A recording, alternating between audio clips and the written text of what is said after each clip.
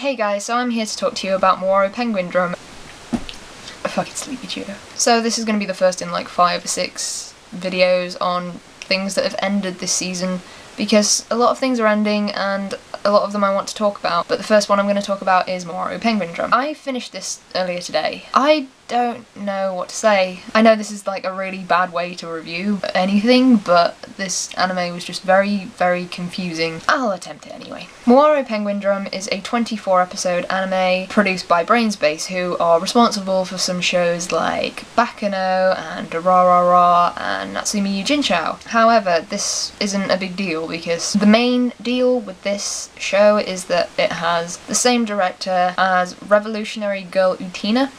Meh. I've never seen it, so I can't really draw that comparison myself, but a lot of people say it's quite similar. There's something if you're a fan of that and you haven't seen Mawaru Penguindrum, apparently I should recommend it to you straight away. So the story follows 2 brothers, Kamba and Shoma, and that's Kanba, not Kamba, and their sister Himari, who is in very poor health. Their parents are nowhere to be seen during all of her hospital visits, so that's 2 cliches right there.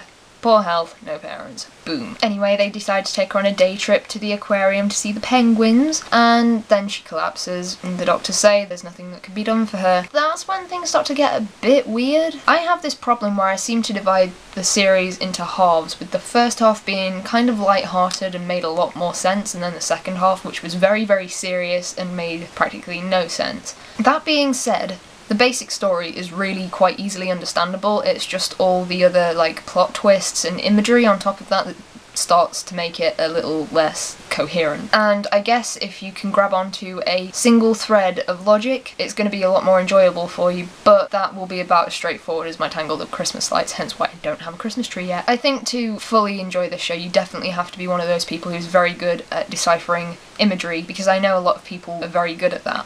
I'm not. But the problem that I had, that I know a few other people had, was it was never really clear if some of it was imagery or if some of it was actually a real physical entity. I'm very, very conflicted on how I should try and review characters in this series, because they seem very indecisive. Like, one minute they will be fine and the next minute they'll be doing something mental. They're very, very unpredictable. But that being said, I feel that they do fulfill their roles quite well, and at the end of the day, that's what's important with a show like this. And as character development goes, there are obvious changes in the way that characters will act, but for me, sometimes it was very, very quick and unexplained that it just jarred with me. Like, I could never put my finger on the moment that a character had changed. That bothered me.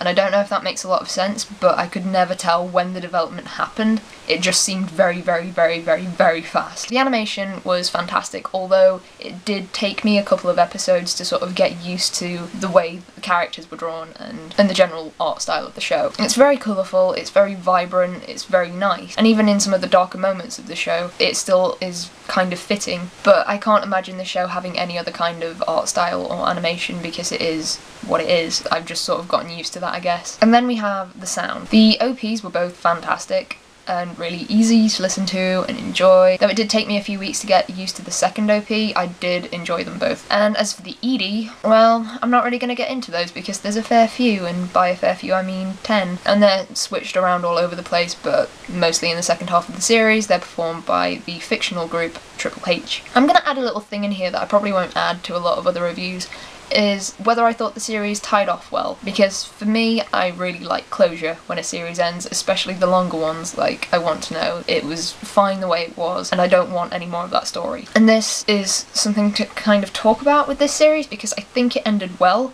but I didn't understand what happened, because it was kind of a bittersweet ending. So I think as endings go, it was okay. I don't want more of this series, but I didn't understand it completely. Anyway, my overall enjoyment of this series was quite high. Although I didn't really understand a lot of it, like I've said, it was still enjoyable and one of the highlights of my week when it was out. So, would I recommend it? Yes, of course I'd recommend it. It's a brilliant series with an interesting cast of characters that always manages to leave you guessing just enough to make you want to watch the next episode. I can't draw any similarities from any other shows that I've watched, so I can't recommend it fully. I liked this show because it was very, very unique to me. Overall, I'd give this an 8 out of 10. Although I'm going to be sad that it's not there to watch weekly. It's been a fantastic 6 months of never really knowing what's going on. That's all I have to say on Mawaru Penguindrum. If you've seen it, let me know what you thought of it in comments down below, and I will leave links to my anime list page in Gihar Village. So that's all I've got to say. I will see you guys next time for my review of C Cubed.